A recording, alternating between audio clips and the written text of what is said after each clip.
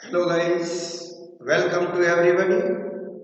Today we are here for the discussion of polynucleotide. All of you know about polynucleotide, which is often called nucleic acid. And this nucleic acid chiefly subdivided into two parts. The first one is the DNA and the second one is the RNA. So today we are going to discussing DNA and their structure.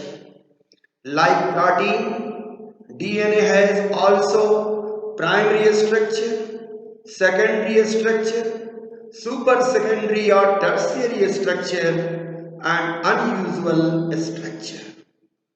Although the secondary structure of the DNA has two types, helical and circular DNA.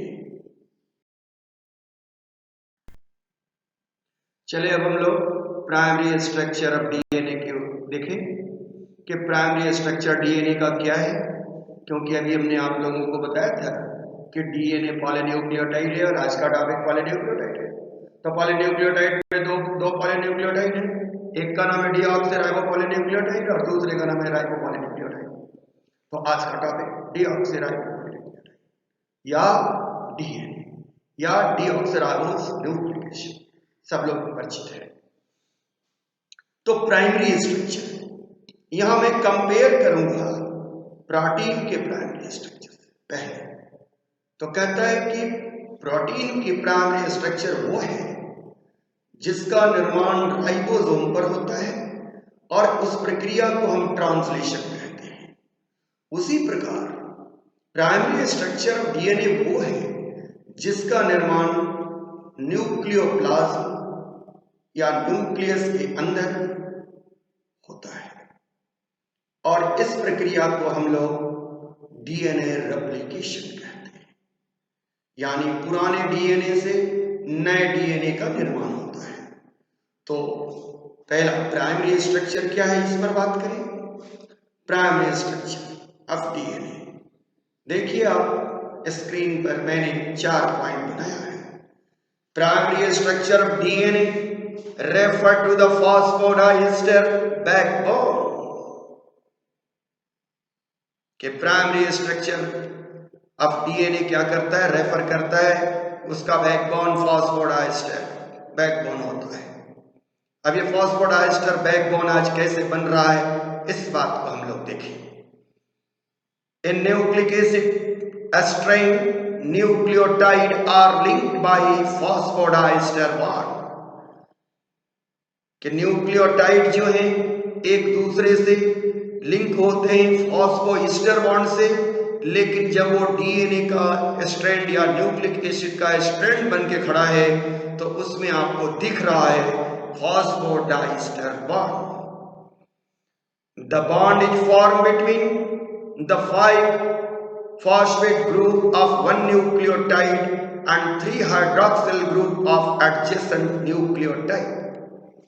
जो लोग हमारे साथ लगातार बने हुए हैं उन्हें कोई परेशानी नहीं हो रही होगी, लेकिन जो लोग अभी जुड़े होंगे या इस वीडियो को पहली बार ही देख रहे होंगे, अभी यहीं से शुरू कर रहे होंगे, उनके लिए ये सारे बिंदुओं पर मैं डिस्कस कर रहा हूं। A single nucleic acid strand formed by phosphodiester bond has 2 termini, namely 5 end with the phosphate group and the 3 end with the hydroxyl group। बगल में आप देख रहे हैं, मैंने पिक्चर भी दिया है। The primary structure of DNA is the sequence.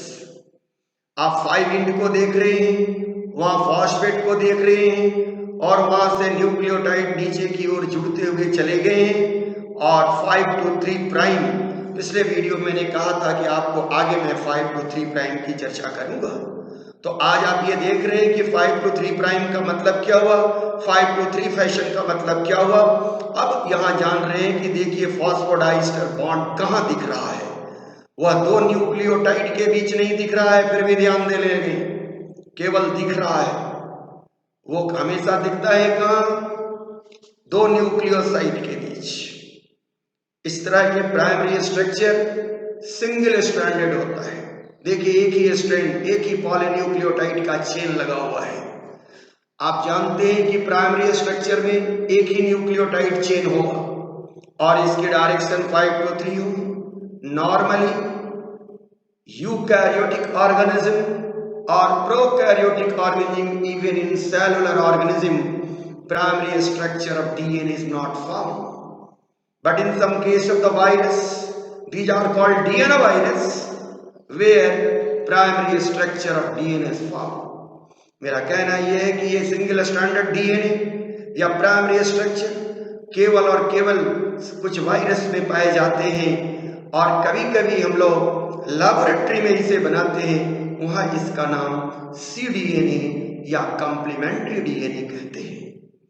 आज आप जो कोरोना युग में जी रहे हैं तो कोरोना के वायरस का जेनेटिक मटेरियल आरएनए है और वो क्या करता है, आपके शरीर में इंट्रोड्यूस होकर अपने आरएनए से आपके शरीर में सिंगल स्ट्रैंडेड डीएनए बना देता है।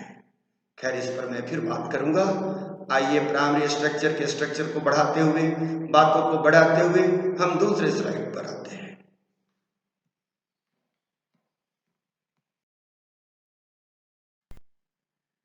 हाँ, तो अब आप स्लाइड पर ध्यान दे रहे होंगे और यहाँ पर आप क्या देख रहे हैं, single polynucleotide chain 5 to 3 prime पर लगा हुआ है और उसमें आप न्यूक्लियोटाइड को देख रहे हैं। और अभी हमने पीछे में सुगर फॉस्फेट बैकबोन की चर्चा या फॉस्फोएस्टर बैकबोन, फॉस्फोडाइस्टर बैकबोन की चर्चा किया था, तो वो चर्चा यहां भी आप देख रहे हैं। आप देख रहे हैं कि 5 to 3 प्राइम पर लगा हुआ है। देखिए सारे सुगर एक दूसरे से सेम डायरेक्शन में अरेंज है और दो सुगर के बीच में क्या है, फॉस्फेट लगा हुआ है। इस प्रकार ये सुगर और फॉस्फेट मिलकर बैकबोन स्ट्रैंड बना रहा है, इसे हम लोग कहते हैं सुगर फॉस्फेट बैकबोन। और इस बैकबोन से क्या है, नाइट्रोजिनस बेस जुड़े हुए हैं। देख रहे हैं adenine, guanine, thymine, adenine, cytosine और गुआनिन। वहां ध्यान देंगे कि आप देख रहे हैं किसी में 2 डॉट, किसी में 3 डॉट दिया गया है। वास्तव में क्या है कि एडेनिन को पेयर करने के लिए दूसरे नाइट्रोजनस बेस से बॉन्ड बनाने की 2 क्षमता है, यहाँ हाइड्रोजन बॉन्ड बनता है। उसी तरह गुआनिन के पास 3 हाइड्रोजन बॉन्ड बनाने की क्षमता है, थायमिन के पास 2 बॉन्ड बनाने की क्षमता है और साइटोसिन के पास 3 बॉन्ड बनाने की क्षमता है। नीचे देखिए शॉर्ट हैंड नोटेशन, इस तरह से भी हम पॉलीन्यूक्लियोटाइड के चेन को दिखा सकते हैं। यहाँ पर नाइट्रोजिनस बेस के लिए मैं सर्कुलर छोटा सा एक चित्र लिया है, वो नोटेशन है, short hand notation, international notation है। और ये जो लाइन है वो लाइन क्या शो करता है, शुगर के लिए लाइन का उपयोग कर रहे हैं हम, ब्लैक लाइन। और देखिए उसके तीसरे इंड पर OH दिख रहा है और 5वां इंड पर फॉस्फेट जुड़ा हुआ है। और इस प्रकार इस तरह के भी नोटेशन को मैंने इसलिए यहाँ पर दिया है कि ताकि आप कभी अगर इसको देखें तो आपको कोई असुविधा नहीं हो। आइए अगले स्लाइड में आते हैं।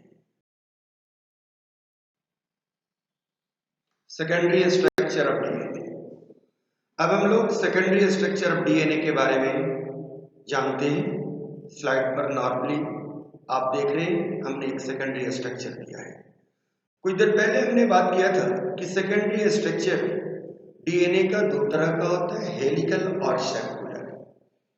अब ये सेकेंडरी स्ट्रक्चर ऑफ डीएनए जो है, इसमें हेलिकल और सर्कुलर डीएनए, तो सबसे पहले हम लोग डिस्कस कर रहे हैं हेलिकल डीएनए पर।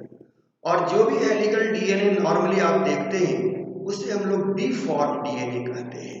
ये क्यों बी फॉर्म डीएनए कहते हैं यह बात मैं फिर आगे बताऊंगा और आगे आप लोग इस पर ध्यान देंगे। तो देखिए यहाँ पर मैंने टॉपिक दिया है नॉर्मली हाइड्रेटेड डीएनए, यानी बी फॉर्म डीएनए।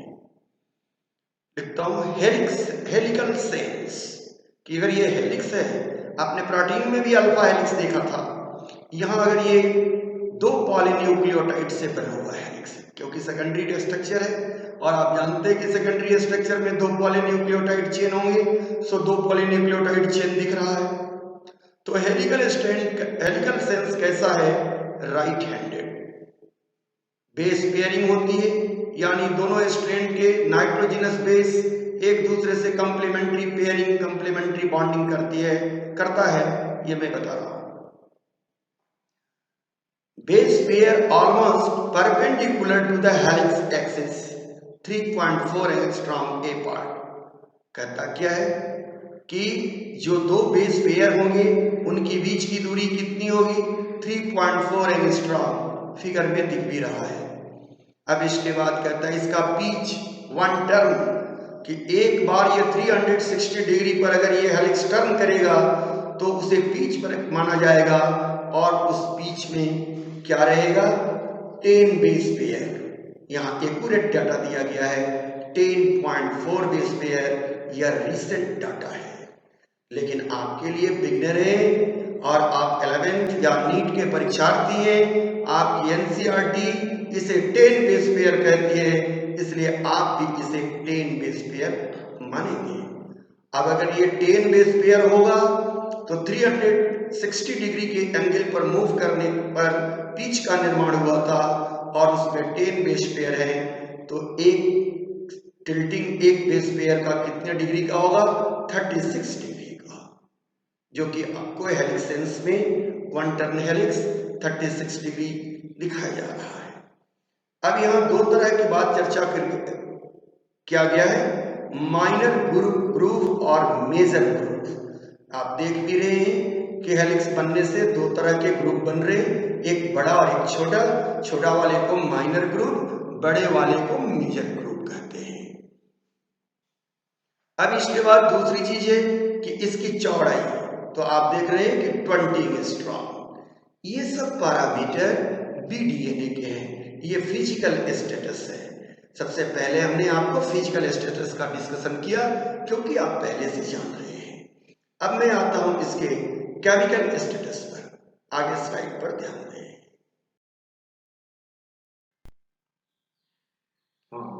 तो अब हम लोग स्लाइड पर देख रहे हैं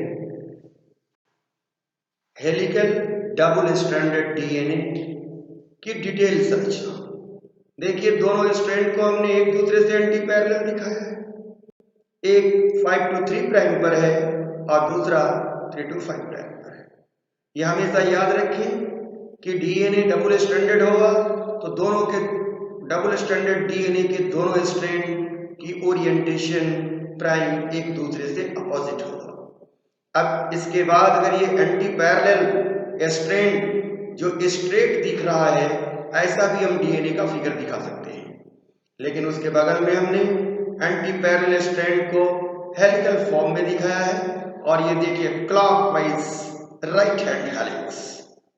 इसके इन्वेंटर वाटसन एंड क्रिक ने जो मॉडल दिए थे, उस मॉडल में उन्होंने कहा था कि राइट हैंड क्वाइल्ड डीएनए, लेकिन इंडियन साइंटिस्ट शशि शेखरन साहब ने कहा कि नहीं, ध्यान से देखिए इसे, ये जितना राइट टर्न कर रहा है उतना ही लेफ्ट कर रहा है, इसलिए उन्होंने दिया RL model, as well as right as well as left model. फिर हम लोग आगे बात करेंगे।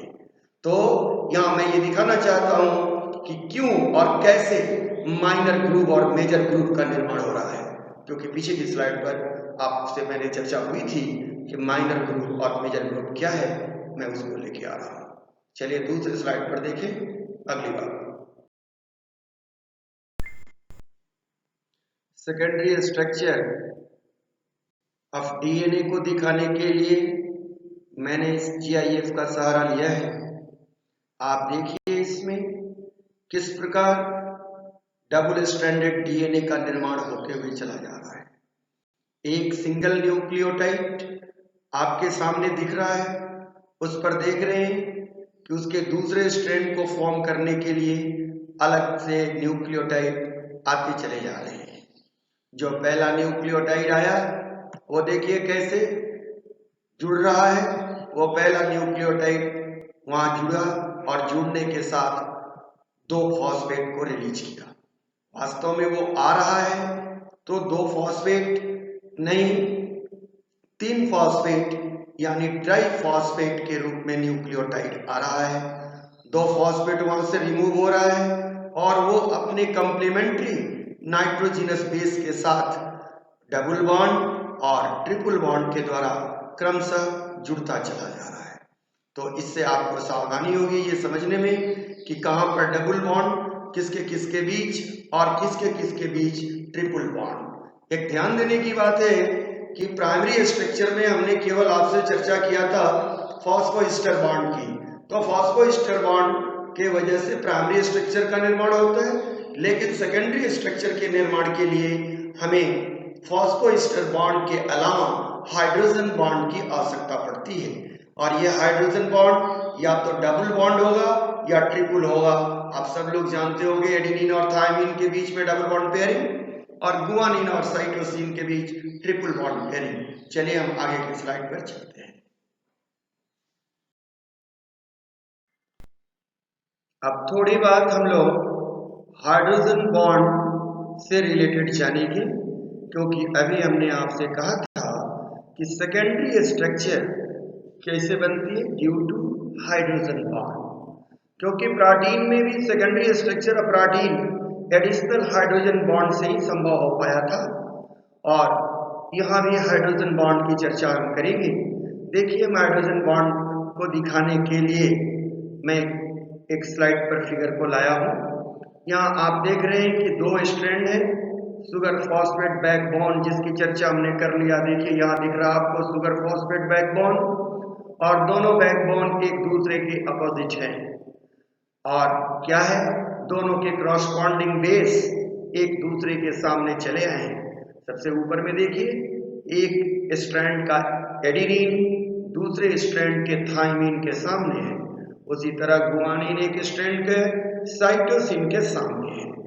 अब एडेनिन और थायमिन के बीच कैसे बॉन्ड बनेगा, दो बेस के बीच गुआनिन और साइटोसिन के बीच कैसे बॉन्ड बनेगा, और यही बॉन्ड हाइड्रोजन बॉन्ड होंगे। कहता है कि हाइड्रोजन बॉन्ड के बारे में कि the base attach each other because of hydrogen bond. Hydrogen bond are weak but there are million and million of them in a single molecule of DNA।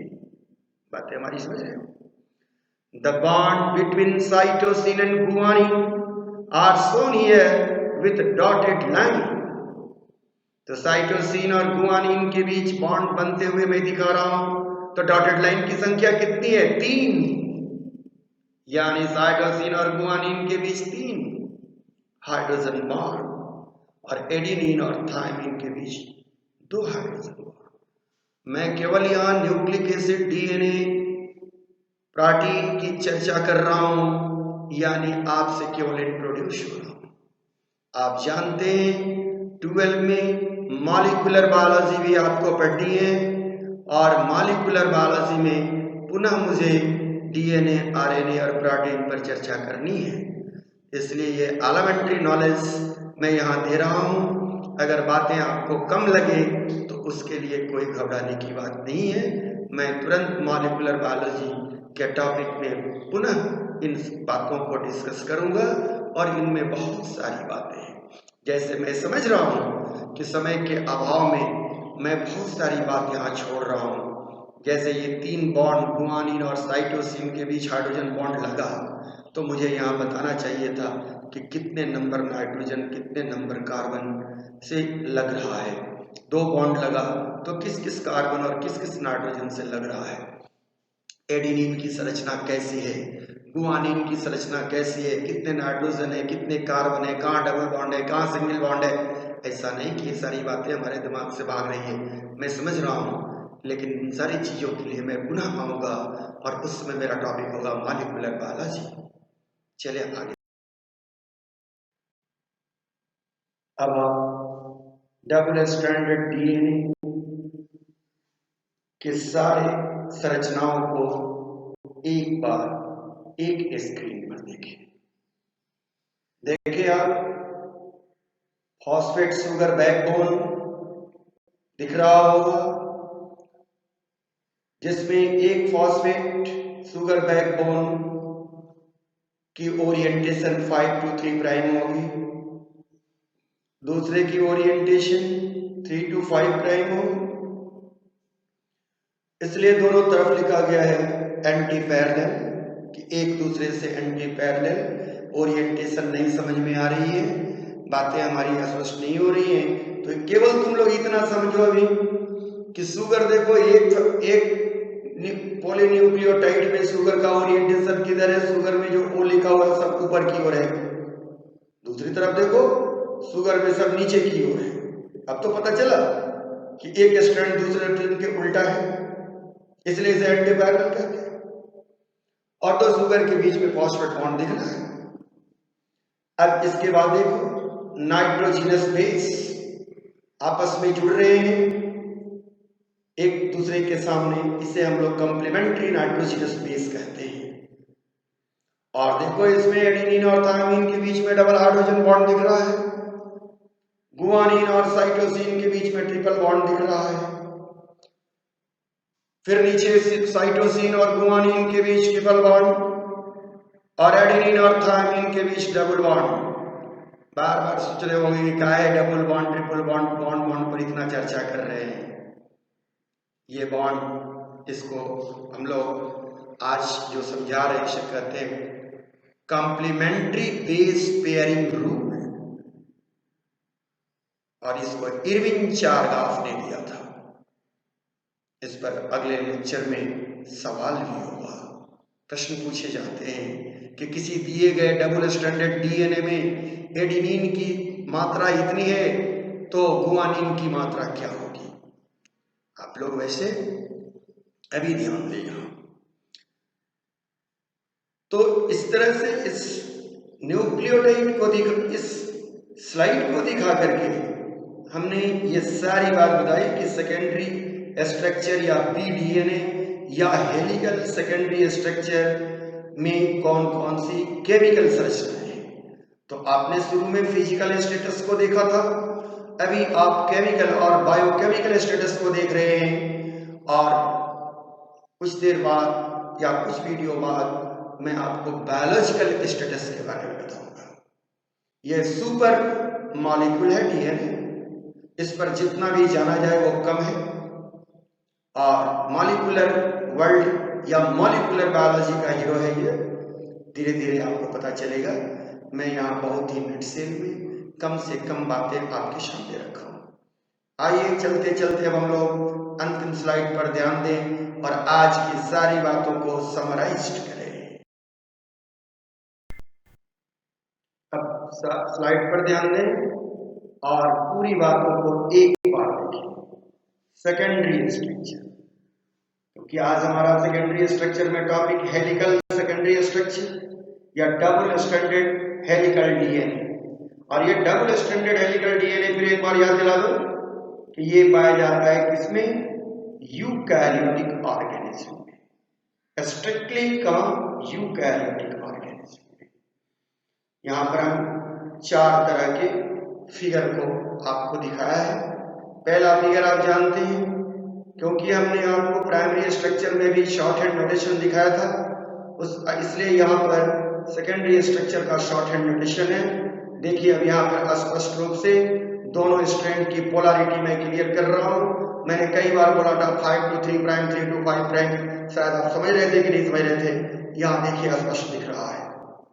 इसके बाद दूसरी बात, कैसे पेयरिंग कर रहा है बॉन्ड, उन बातों को देखिए।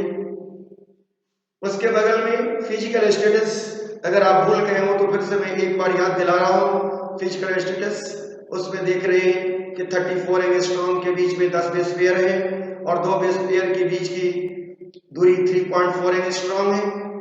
इसकी वाइड या चौड़ाई 20 एंगस्ट्रॉम है। माइनर ग्रुप और मेजर ग्रुप स्पष्ट रूप से दिख रहे हैं। क्या फंक्शन है माइनर ग्रुप और मेजर ग्रुप का फर्दर हम लोग जानेंगे, तो ये भी बात आपको समझ में आए। तीसरी फिगर को देखिए कि ये डीएनए के छोटे से पार्ट्स को हमने इन लार्ज व्यू में आपकी सारी बातों को दिखाया है कि कैसे दोनों स्ट्रैंड एक दूसरे के एंटी पैरेलल है, कैसे सुगर फॉस्फेट बैकबोन बना हुआ है और किस प्रकार उसके कॉरस्पॉन्डिंग बेस पेयर एक दूसरे से पेयर कर रहे हैं। तो ये फिगर देखकर आप लोगों को ऐसा नहीं लग रहा है कि DNA is a ladder like structure in which there A staircase is made up of sugar phosphate backbone and a stair step made up of base pair. अब यहां नहीं सप्लाई बेस पेयर, तो दो बेस जो एक दूसरे से जुड़ करके तो क्या बनाएंगे बेस पेयर। तो हमेशा याद रखेंगे हम बेस पेयर को शॉर्ट में बोलेंगे बीपी। अब डीएनए की लंबाई बोलनी होगी, बोलेंगे 10 बीपी लॉन्ग डीएनए। तो एक बीपी दो बीपी के बीच की दूरी 3.4 एंगस्ट्रॉम, तो 10 बीपी लॉन्ग डीएनए बराबर 34 angstrom. 100 BP long, 1000 BP long, इस तरह के भी सवाल पूछे जाएंगे। आप जाएं आराम से सवाल कराएं। अब मैं अगली बार आपसे जब मिल रहा हूं तो मेरा टॉपिक सेकेंडरी स्ट्रक्चर ही होगा, लेकिन हेलिकल डीएनए नहीं, सर्कुलर डीएनए होगा। सर्कुलर डीएनए भी काफी इंपॉर्टेंट है क्योंकि यह प्रोकैरियोट और यूकैरियोट दोनों जगह पाया जाता है। आज के लिए इतना ही।